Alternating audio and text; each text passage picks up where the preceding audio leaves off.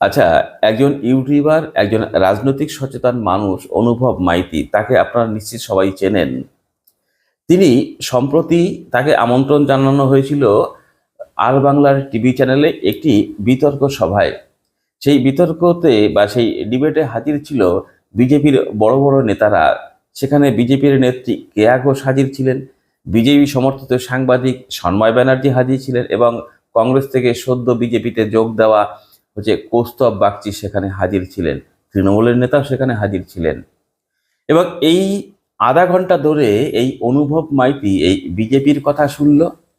BJP কিভাবে বামপন্থীদের ছোট করবার চেষ্টা করছে, সিপিআইএমকে ছোট করবার চেষ্টা করছে, সেটা চুপচাপ শুনলো অনুভব মাইতি। তৃণমূলের কথা শুনলো।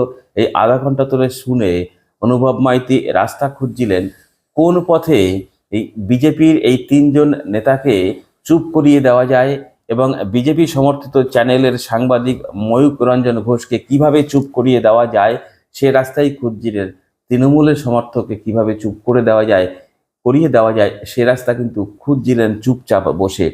এবং তিনি সেই রাস্তা খুঁজে বের করে ওই যে বিখ্যাত সাংবাদিক হিসেবে যাকে যিনি নিজেকে জাহির করতে চান, ওই ময়ূক রঞ্জন ঘোষ এই মুহূর্তে বিজেপির একজন বড় সমর্থক হিসেবে যার পরিচিতি আছে বলে হচ্ছে রাজনৈতিক মহলে একটি পরিচিতি তার তৈরি হয়েছে, তাকে চুপ করে দিতে পেরেছেন কেয়া ঘোষ, সন্ময় ব্যানার্জি, কৌস্তব বাগচি।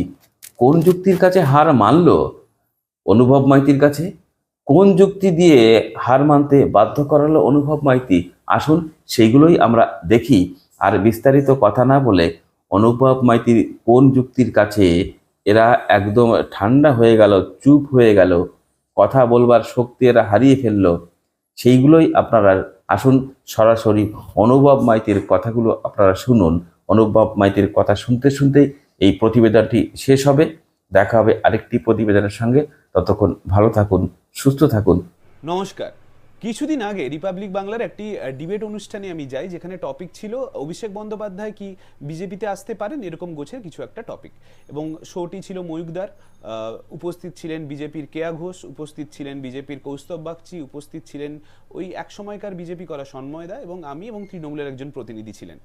যাই হোক, ময়ূকদার 40-45 মিনিটের একটি শো হয় জবাব চায় বাংলা, এবং তার সিংহভাগ প্রায় 35 মিনিট বিজেপির প্রতিনিধিরা কথা বলছেন, তৃণমূলের প্রতিনিধিকে একবার বলতে দেওয়া হয়েছে এবং আমি তো একদমই প্রথম 35 মিনিট বলতেই পারিনি। মানে ওই স্টুডিওতে বসে বসে নিজেকে অনেকটা ওই কৌস্তব বাগচির চিরুনির মতো মনে হচ্ছিল, মানে ওই পড়ে আছি কিন্তু কোনো কাজে লাগছি না আর কি, ওরকম কিছু মনে হচ্ছিল। যাই হোক, 40-45 মিনিটের একটি শোয়ে 35 মিনিট পরে আমার সুযোগ এলো কথা বলার। আমি ওই চিৎকার চেঁচামেচির মধ্যে না ঢুকে একটু আমার পয়েন্টগুলো নিজের মতো করে বলেছি। এবারে আমি অনুভবের কাছে যাব। অনুভব, অনেকগুলো সম্ভাবনা এবং সেই সম্ভাবনাগুলো আছে বলে কন্টেন্ট বা সম্ভাবনাগুলো আছে বলে এখানে ডিবেট কিছু একটা হচ্ছে, কিন্তু আমি অন্তত সকাল থেকে কোনো কন্টেন্ট ক্রিয়েশন দেখিনি অভিষেক বন্দ্যোপাধ্যায় বিজেপিতে যাবেন বলে। আচ্ছা, আমি 35 মিনিট থেকে 40 মিনিট শুনলাম, আমাকে শুধু 5টা মিনিট সময় দিন, 5টা মিনিট কথা বলবো, কেউ মাঝখানে একটু আটকাবেন না। আচ্ছা, তুমি প্রথম 30 মিনিট ধরে একটা প্রশ্ন করলে যে সম্ভাবনা আছে নাকি, তারপরে একটা মিনিটেই তোমার উত্তরটা তুমি নিজে তার উত্তর দিয়ে দিলে যে যাহা রটে তার কিছুটা তো সত্যি বটে, কিছুটা সত্যি। তার 3-4টে আমি কারণ বলছি। লাস্ট কিছু বছর ধরে যদি পশ্চিমবঙ্গের রাজনীতি আপনি দেখেন, সেখানে তৃণমূলে যারা আছে তাদের যখন দম আটকে যায়, তারা অক্সিজেন নিতে কোন দলে যায় সেটা কিন্তু আপনি ইতিহাস দেখলেই বুঝতে পারবেন। তার সবচেয়ে বড় উদাহরণ শুভেন্দু অধিকারী, শঙ্কুদেব পান্ডা, এই যে কৌস্তব বাগচি এক্ষুনি কথা বললেন, কৌস্তব দা, আরও অনেক নাম। তো সেই ক্ষেত্রে অভিষেক বন্দ্যোপাধ্যায়ের নামটা কেন ভেসে উঠছে তাকে আলাদা করে আমাদের বোঝাতে হবে না। দ্বিতীয় কারণ, দেখুন, একটা অন্নপ্রাশনের বাচ্চাও জানে এ দেশে কিংবা এ রাজ্যে যদি কেউ চাকরি চুরি করে বা সেক্ষেত্রে কোনো দুর্নীতি করে, তার দুটো জায়গা হতে পারে, হয় জেল নয় বিজেপি। এটা প্রমাণিত সত্য। যখন আমরা দেখছি দিনের পর দিন অভিষেক বন্দ্যোপাধ্যায় জেল হচ্ছে না, তার মধ্যেই সাধারণ মানুষ একটা আশঙ্কা করে নিচ্ছেন জেল হচ্ছে না মানে এবারে হয়তো বিজেপিতে যেতে পারেন। 3 নম্বর কারণ, এর 3 নম্বর কারণ হচ্ছে, আমরা দিল্লিতে দেখলাম কিছু মাস আগে কেজরিওয়াল শুধু একটা দুর্নীতিতে ওনার নাম জড়িয়েছিল, আবগারি দুর্নীতি, প্রায় 100 কোটি টাকার। প্রমাণ পাক না পাক কেজরিওয়ালকে ঘাট ধরে জেলে পাঠানো হয়েছিল। পশ্চিমবঙ্গে যে বেসিক 4টা নেসেসিটি আমাদের, শিক্ষা, স্বাস্থ্য, খাদ্য, বাসস্থান, 4টা জায়গায় কোটি কোটি টাকার দুর্নীতি হওয়ার পরেও কোটি কোটি টাকা দুর্নীতি হওয়ার পরেও অভিষেক বন্দ্যোপাধ্যায়কে কিংবা সেক্ষেত্রে তৃণমূলের অনেক বড় বড় মাথাকে কেন জেলে ঢোকানো হচ্ছে না, সেই আশঙ্কা থেকে মানুষ বলা শুরু করেছে উনি বিজেপিতে যেতে পারেন। আচ্ছা, এবারে যে প্রশ্নটা আমি তিন চারজনের কথা শুনলাম, কেয়াদি প্রথমে বললেন যে অভিষেককে যে দলে নেওয়া হবে না সে কথা উনি নিশ্চিন্তে বলতে পারেন। এই কথাটা কিছু বছর আগে আমরা বিজেপির মুখ থেকে শুনেছিলাম, যখন বিজেপির পার্টি অফিসে শুভেন্দু অধিকারীর টাকা খাওয়ার ভিডিও দেখানো হয়েছিল, আর আজকে সেই বিজেপির পার্টি অফিস থেকে শুভেন্দু অধিকারীরা প্রেস কনফারেন্স করে। আজকে সেই শুভেন্দু অধিকারী কেয়াদির থেকে বড় নেতা হয়ে গেছে বিজেপিতে গিয়ে। কেয়াদি কিছু বলার চেষ্টা করছেন বারবার। আচ্ছা আচ্ছা, বলে নাও, অনুভব বলে নাও, তারপরে আমি কেয়াদির কাছে আসি।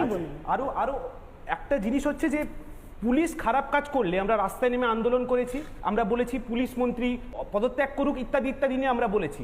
কেয়াদিরা বিজেপির যে কেউ, সন্ময়দা বলুন কিংবা সেক্ষেত্রে কৌস্তবদা, তারা একবারও বলেছে যে সিবিআই এতদিন ধরে তদন্তকে কেন ঝোলাচ্ছে, কেন অ্যারেস্ট করছে না, নরেন্দ্র মোদীর পদত্যাগ চাই, নরেন্দ্র মোদীকে জবাব দিতে হবে।